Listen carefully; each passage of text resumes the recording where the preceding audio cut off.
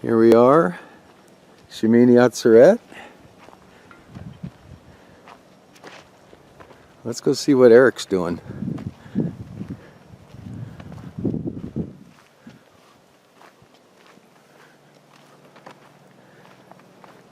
Eric, are you excavating?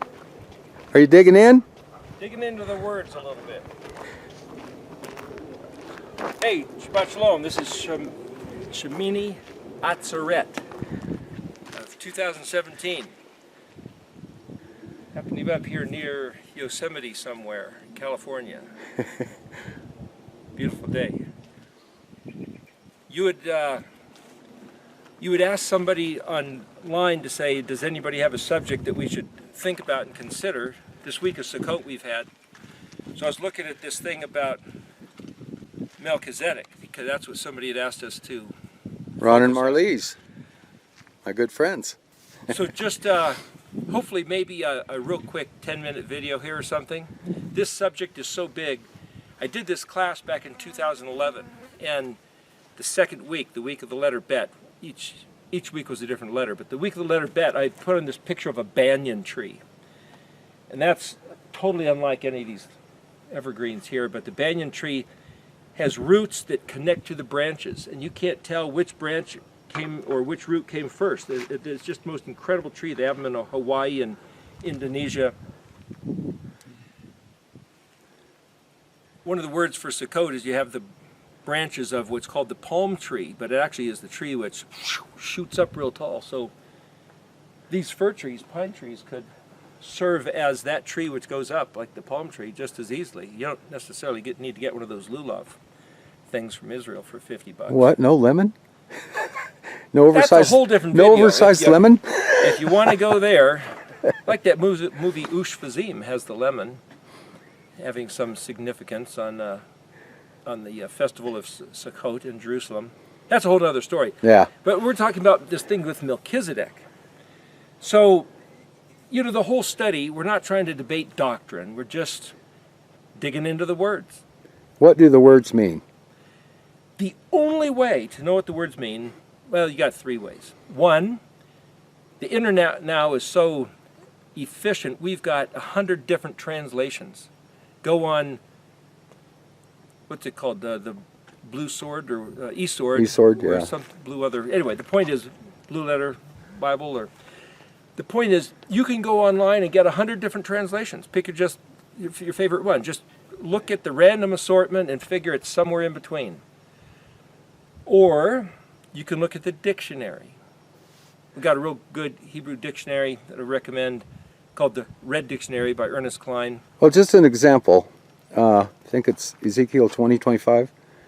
I brought that up to you about gave them statutes. If you read different translations, I know there's three that have completely different meanings. One says, gave them statutes whereby they should not live, or could not live, or would not live. So that's three different meanings from this word. It's three completely different. If you look at the word is nun tav tav yod, natati in Hebrew, and it can mean he gave them over to statutes. And that would fit the pattern of... Not necessarily giving them himself. Of like captivity into Syria or Babylon. That would fit the pattern, which makes 100% more sense. It's all how you define the words. If you don't dig into the words, like this excavator we're sitting on, if you don't sit there and work on these words, reverse engineering them, breaking them apart letter by letter, 2 letters by 2 letters, 3 letters by 3 letters. You look in the dictionary, you look in Brown Driver Briggs to find out wherever the word was used. You can even look in Strong's, which will give you the English translation. But if you don't look at the words, and even look at how they were used in different languages, which is the benefit of an interlinear or the etymological dictionary,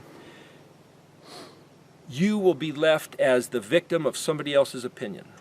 Exactly. Now, I'm about to show you what I think Melkitzdq is all about, but again, if you take my word for it, you're a victim of my opinion. I'm not asking you to do that, but I'm just trying to show something that I was never shown. So I'll show you what's in the words. Well, let's go move some real dirt. Might need a bigger machine than this excavator to push these words around. So, there's this business of the order of Melkitzdq. It's only mentioned 2 times in the entire scripture. The whole Bible, once in the New Testament, Hebrews, chapters 7 and 8, and then you've got Psalms 110, verse 4. So if you look at Psalms 110, verse 4, it says, Yahuwah has sworn and will not relent. You shall be a priest forever because you are a king of righteousness. Okay, that's verse 4. That's talking about Melkitzdq. Did you see that in there? Yeah. No, you didn't. Where's Melkitzdq? Yahuwah has sworn and will not relent. You shall be a priest forever because you are a king of righteousness. There's no word Melkitzdq. However, King righteousness. where's Melkitzdq? If you look at the King What's Melka James, mean? huh? What's Melka mean? What does Melik mean? Melik. Hey, there's that word right there.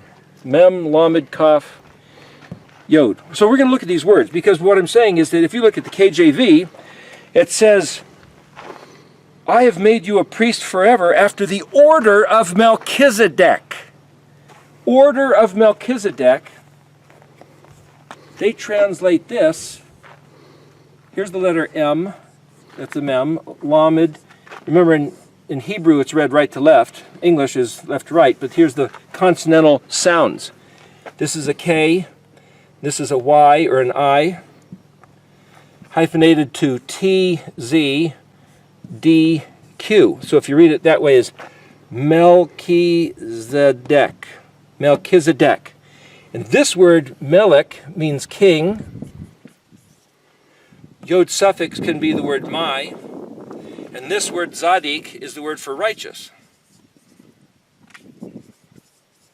So that's where they get king. There's no of.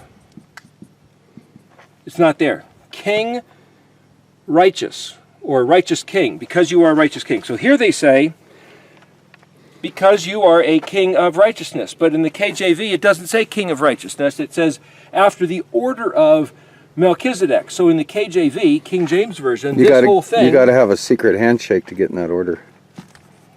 Melkitzdq.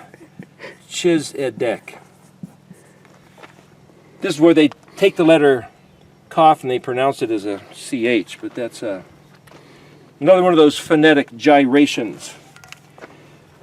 Here's the interesting thing. We'll look at a little bit more Hebrew. Atah is simply translated as the word you.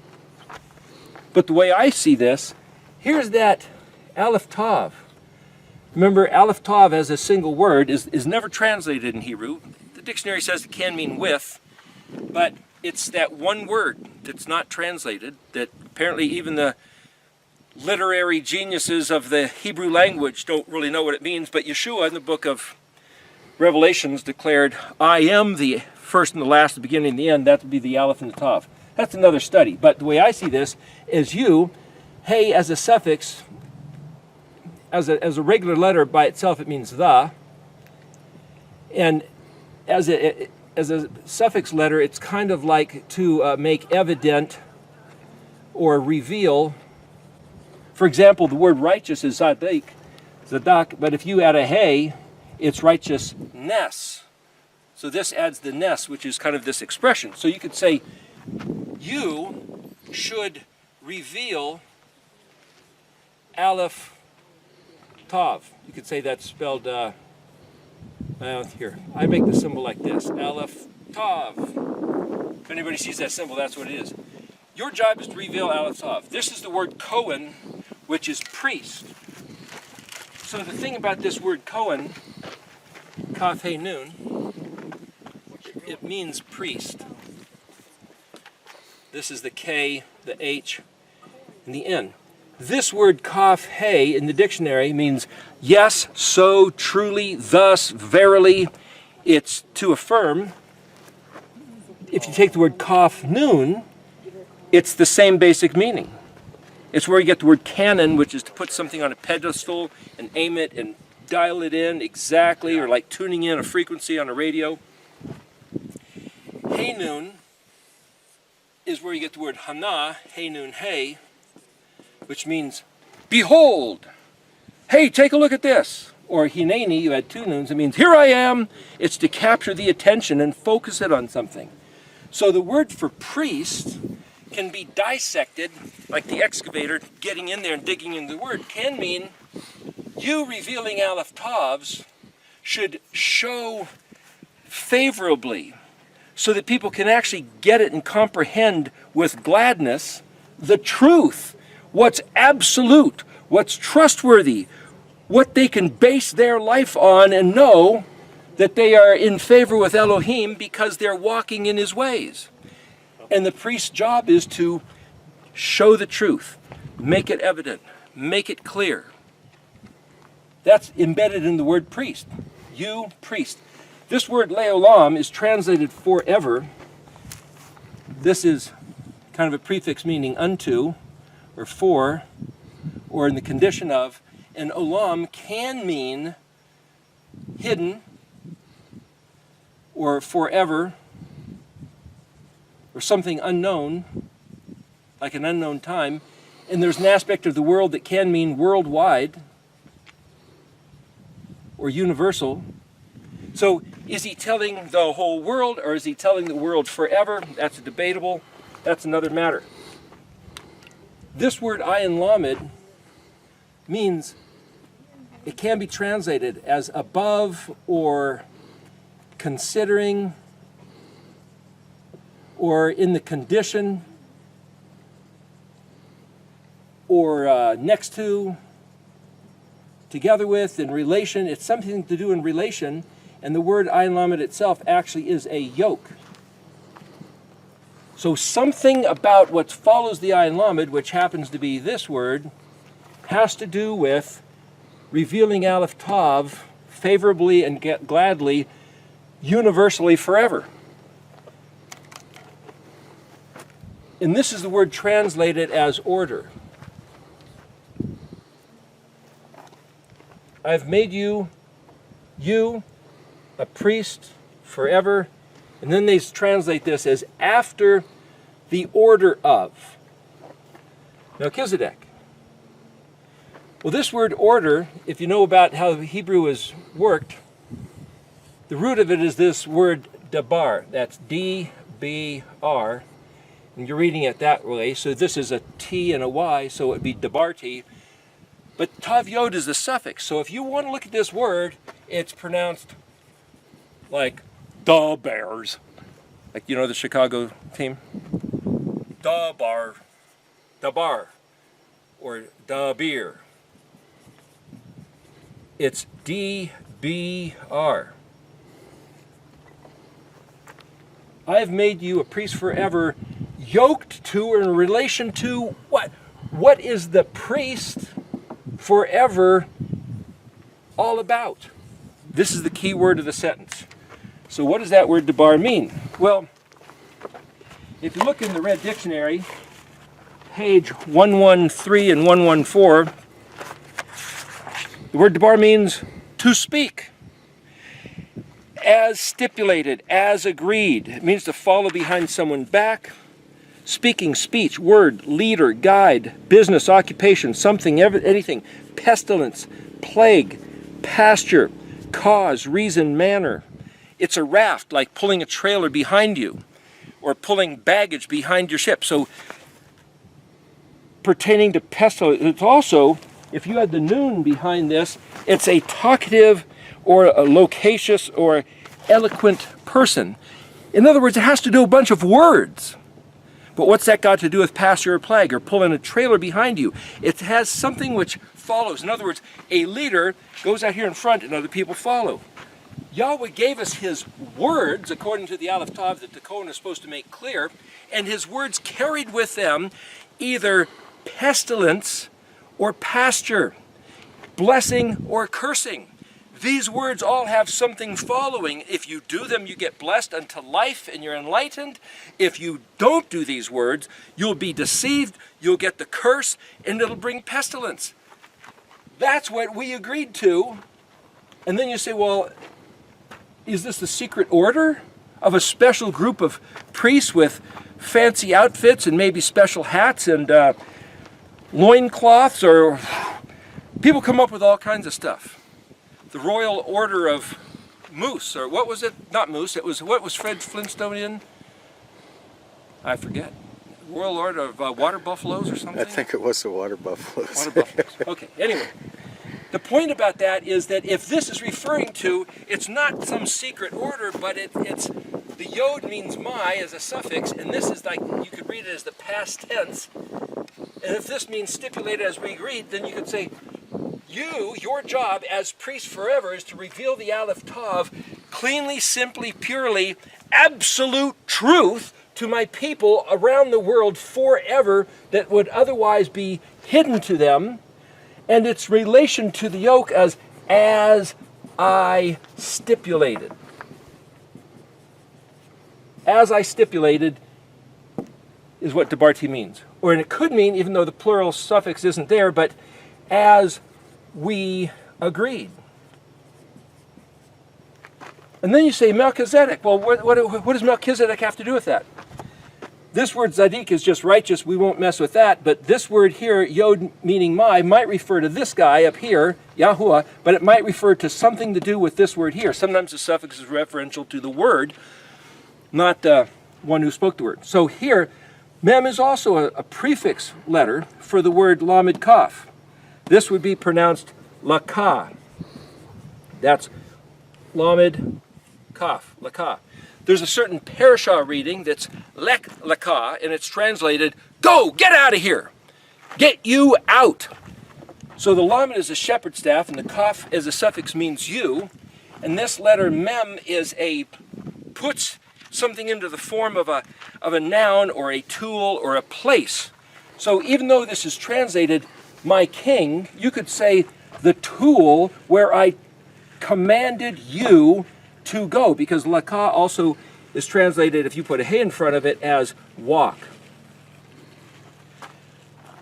The instructions as I stipulated, as we agreed, are the tool, the device used to show you how to walk in my righteousness. So, Psalms 110 verse 4 is referring to somebody, whether it's Yahushua or whether it's David. That's another reading of the text that people argue about, but nevertheless, whoever he's referring to in Psalms 110 is supposed to reveal the Aleph Tav as a kohen showing the truth, not some twisted doctrines or political agenda or like victory over the ignorant, Nike over the laity. That's another matter. The priest is not supposed to do that. He's supposed to declare the truth to make it pleasing and useful and understandable worldwide to all those who might be interested in relationship to, as I stipulated, according to how to walk in righteousness. There. That's a priest forever after the order of Melkitzdq. And I can only bet that the guy in Genesis 15, which is the only other verse in the entire Bible where this word Melkitzdq shows up, Abraham, with 318 men, I believe the count was, slaughtered 5 kings who had taken over these other 4 kings, Sodom and Gomorrah and the cities of the plain, and he went, according to the book of Yashar, there was like 80,000 or 800,000, can't remember the number, 300 guys against 80,000 guys, and Abraham whooped them all. And this Melkitzdq, otherwise known as the king of Salem, means peace, but that's the city where he's king over, he came out and they had a conversation. So Psalms 110 is the only, verse 4 is the only other verse other than that occasion in Genesis 15 where Melkitzdq is mentioned. It's then mentioned again in Hebrews, chapters 7, 8, 9. Which we've been going over. We've been going over, but the problem is, the way I just translated this does not flow into the book of Hebrews. And it's not even mentioned in the book of Genesis. I'm just showing you that in the book of Psalms, It's a standalone verse as a concept, and then it was pulled into Hebrews in a weird way. That's a whole nother video, but here, I'll go over it again. Over here, I didn't write on the board so we could zero in this. I have made you priest forever. What does a priest do? Shows the Aleph Tav revealed as pleasant and comprehensible so that it's doable to everybody throughout all time in specific relationship to the stipulations as we agreed, which goes back to the Torah that Yahweh gave to Moshe, especially what it is, the Torah, the first 5 books, Genesis, Exodus, Leviticus, Numbers, and Deuteronomy. And he zeroes in with Numbers, Leviticus, and Deuteronomy. That's where you'll find the stipulations. Well, we just read that thing. They're kind of going off the rails, and I pointed that out to you, that Kirk Heimerkel guy that's one of the Nolanites. Nolanites? Is that some of that, Whoops. that hard stone? You want me to do an impression up, of him? Huh? Just kidding. Make With a Rico chicken happy. hat. Make Rico happy. No, but that thing that I showed you, he just made the claim that Day of Atonement, only 40 years in the wilderness. No mention of that afterward. Of course, he didn't read Isaiah 58, which is all about that day, nor Ezekiel. Now, wait a minute, you just ran over something real fast. What you're saying is, somebody is telling us that the Day of Atonement, otherwise known as Yom Kippur, was only ever observed by the entire nation of Israel only for the duration of the 40 years while they were in the wilderness before they ever entered the land, the promised land of Canaan, way back in the days of Joshua.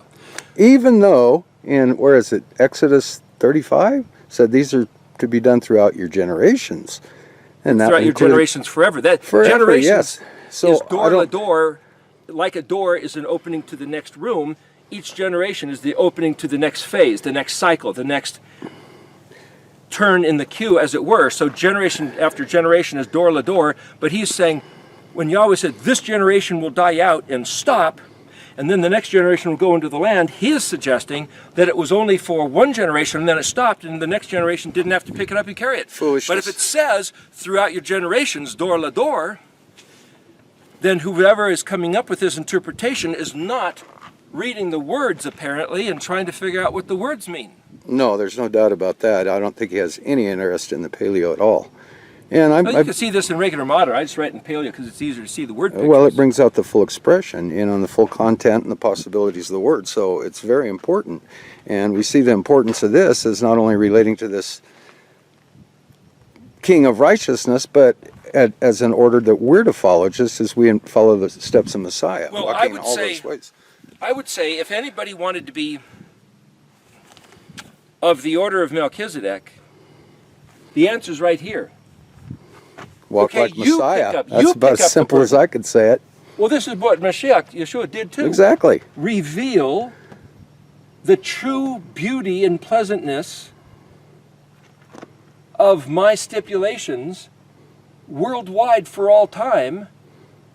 They're yoked together I think I as mentioned. the way to walk in righteousness. I think I mentioned to you this other guy. I'm not going to name names, but I watched a video somebody gave me. They wanted me to watch it, and it said that you have to take this oath of this order of Melkitzdq. The Now- oath of the order of Melkitzdq. There's no mention of an But I oath. watched the video, and it never came to any conclusion. Never revealed what this oath was. I'm like, what the hell is this about? Let me take a stab at what the oath might be. Just to say, the word to take an oath would be shavah, sheen, bet, ayin. That means oath, to take an oath, or to swear. It also means full, filled, basically to overflowing, satisfied. In other words, if you have a cup and you fill it up to the point where it overflows with foam, then you know you've got a full cup. And when Yahweh says that his measure is good measure, pressed down, shaken together, and overflowing, that's what this word actually means. He's describing his measure as shavah. The thing is about this word, it also happens to be the number 7. The word shavah, number 7, is the same word oath. So if you were going to say take the oath of Melkitzdq, the only place that I can go with this is to say, well, gosh, you know, if you go back looking at as he stipulated, though there were 10 commandments, there's actually 7 pieces to the Mishkan pattern, which is a whole nother talk we're going to do here. And there was 7 days of creation. There was 7 Moedim, festivals in Leviticus 23. There's 7 pieces to the Mishkan as I see them fit to the pattern. 7 spirits of Yahuwah. 7 spirits of Yahuwah. And the essence of that 7 breakdown fits into the description of the meaning of the Aleph Bet.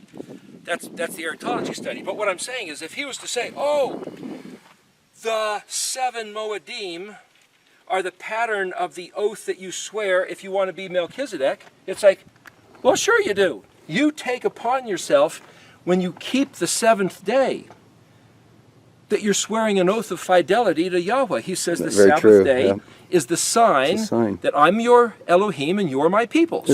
What's that word sign? Oath. Is that oath? It is, huh? It's Aleph Vav Tav is the word oath. It's pronounced as we would say the word oath, which is the very similar thing. And the interesting thing about that is that it's also, the letter oath is a sign or a symbol. Like, for example, if you see these numbers here and you think, oh, what is that?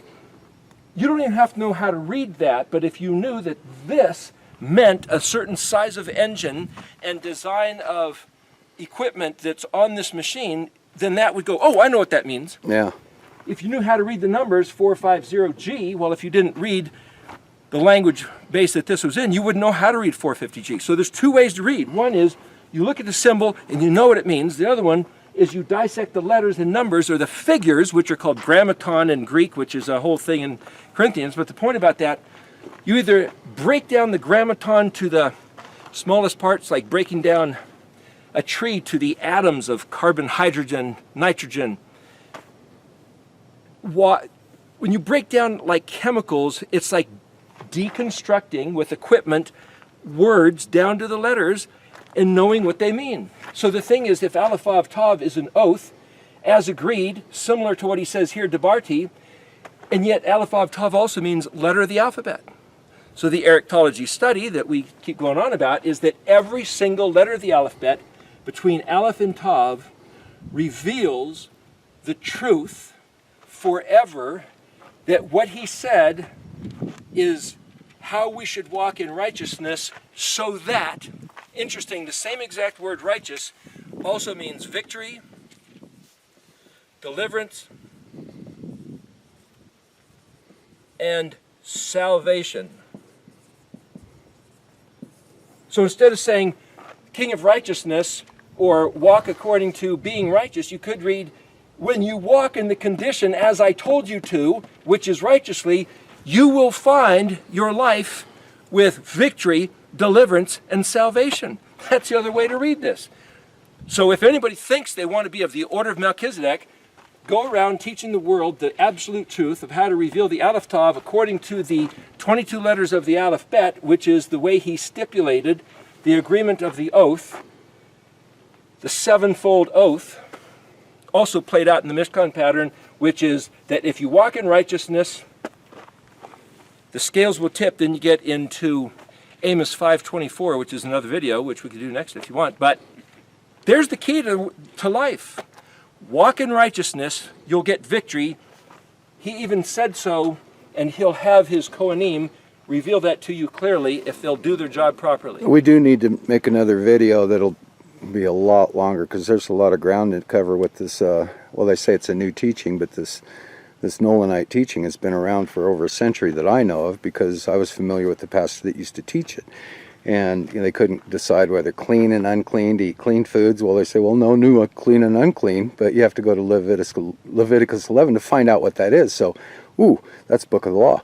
So it's just a confusing thing, and I've dealt with this all my life, and I brought it up to one of their adherents the other day, like, this isn't nothing new. You guys didn't discover this. It's been around for a long time and pretty much rejected. The Melkitzdq teaching that we don't have to keep the Book of the Law has been around for about 100 years that you know of. At least, yeah. I think the Seventh-day Church of God was splitting over these issues because they couldn't figure out Book of the Law or Book of the Covenant.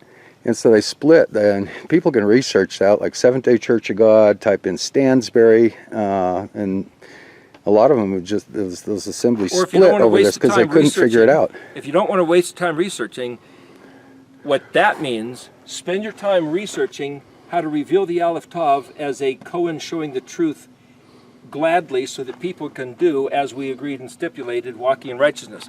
Spend your time figuring that out. Yeah, just do that. A much better use of those minutes and hours. That's right, Eric. Okay, let's wrap this one up and get on to the next subject. Shalom. Shalom.